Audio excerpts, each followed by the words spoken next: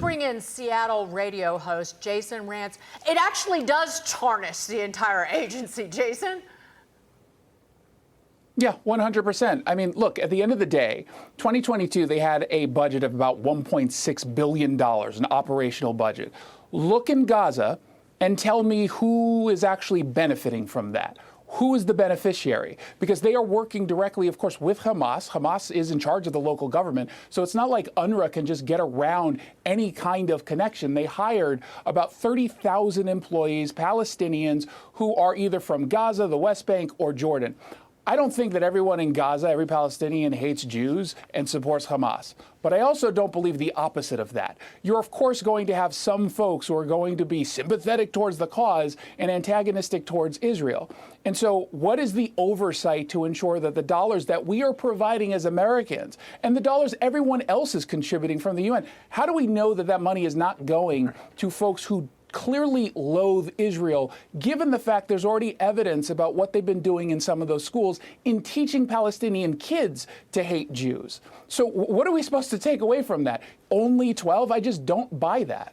You know, it's interesting, Jason, just sitting there a minute ago listening to John Kirby talk about how great the UN relief agency is and how the dangerous work they do. I couldn't help but think back to the fact, remember when the Biden administration went after the CBP border agents who are truly risking their lives every day to protect the border? I don't think that this administration sticks up for Border Patrol agents as much as they stick up for the UN.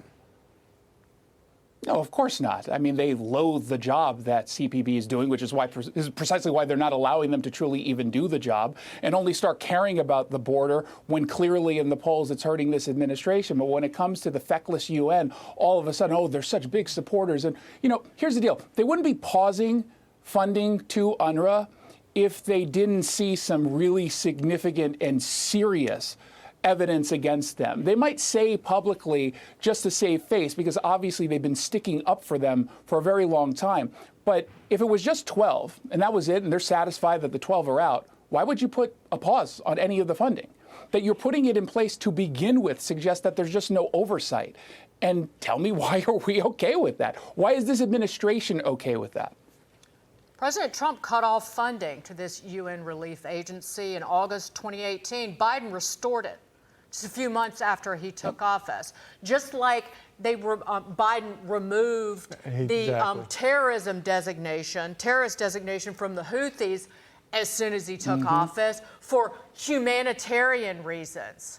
It's all garbage. And by the way, I have seen the footage of the October 7th attacks, and I have seen just Palestinians in Gaza beating hostages and kicking and beating dead bodies. So yeah, let's talk about it. It's disgusting. I've seen it.